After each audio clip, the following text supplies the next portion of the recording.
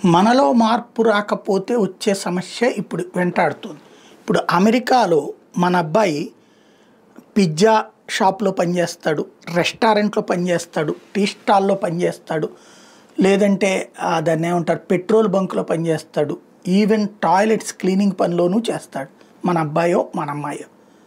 కాకపోతే మా అబ్బాయి, మా అమ్మాయి అమెరికాలో ఉన్నారు అని చెప్పుకుంటున్నాం. అక్కడ ఒరిజినల్ ఉద్యోగాలు చేస్తున్నటువంటి వాళ్ళు 30%, 40% అంటే 60% ఇట్లాంటి ఉపాధి అవకాశాల మీదనే బ్రతుకుతున్నారు. ఈవెన్ చదువుకుంటున్నప్పుడు కూడా ఇట్లాంటి వాటితోనే చదువుకుంటారు. అది తప్పేం కాదు, సంస్కారహీనం ఏం కాదు. మన కష్టపడి మన శరీరంతో కష్టపడి గౌరవనీయంగా బ్రతుకుతున్నాం. గౌరవనీయం అనేది ఎందుకు వస్తుంది? అక్కడ ఎవరిని కూడా చులకనగా చూడరు. అక్కడ మన పిల్లలు అలా చేస్తే సంతోషంగా గొప్పగా చెప్పుకుంటున్నాం మనం. ఇక్కడ మన ఇంటికి వచ్చేటటువంటి పారిశుద్ధ్య కార్మికుల్ని అవమానకరంగా చూస్తాం. ఇక్కడ అంటే వాళ్ళని చాలా చులకనగా చూస్తాం. అట్లాగే మన దగ్గర షాపుల్లో పనిచేసే వాళ్ళని గుమస్తానా అని చూస్తాం. లేకపోతే పెట్రోల్ బంకుల్లో పనిచేసే వాళ్ళని పెట్రోల్ బంకులో పనిచేస్తారని చూస్తాం. ఇక్కడ అట్లాంటి పొజిషన్స్లో పనిచేసేటటువంటి వాళ్ళని మనం చులకనగా చూస్తాం. ఈ ఇంపాక్టే ఈ దేశాన్ని నాశనం చేస్తుంది. మన యువతరం ఎందుకు విదేశాలకు వలస వెళ్తున్నారంటే కారణం అదే. ఇక్కడ షాపింగ్ మాల్లో పనిచేస్తున్నోడికి పిల్లనిస్తారా? పిల్ల పెళ్లి చేసుకోవడానికి సిద్ధపడుతుంది.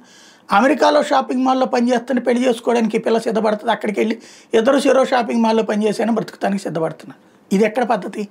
అంటే అదే మన దౌర్భాగ్యం. మనకి ఇక్కడ మనతో సమానంగా అందరం సమానమే, ఎవరి శారీరక శ్రమ వాళ్ళది, ఎవరి గౌరవం వాళ్ళది అనుకుంటే అసలు ఈ దేశానికి ఏ కష్టం ఉండదు.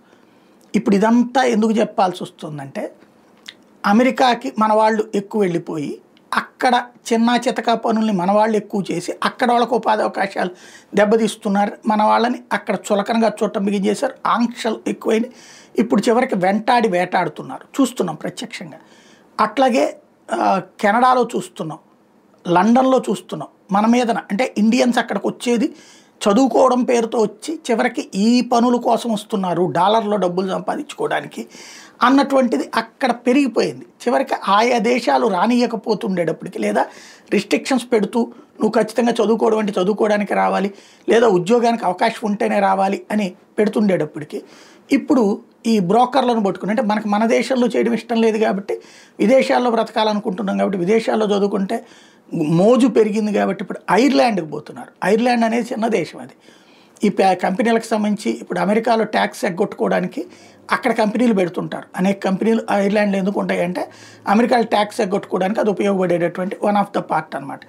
ఇప్పుడు ఐర్లాండ్కి విపరీతంగా వెళ్తున్నారు. ఐర్లాండ్లో మన వాళ్ళ మీద దాడులు జరుగుతున్నాయి. ఎందుకు దాడులు జరుగుతున్నాయి అంటే ఐర్లాండ్లో ఉన్నటువంటి పబ్లిక్ వాళ్ళ ఉపాధి అవకాశాలు కోల్పోతున్నారు. వాళ్ళకి అక్కడ $10 తీసుకునేటప్పుడు మనోడు వెళ్ళి $5కే పనిచేసేస్తున్నాడు. దాంతో వాళ్ళకు ఉపాధి దగ్గర కరువు అవుతుంది.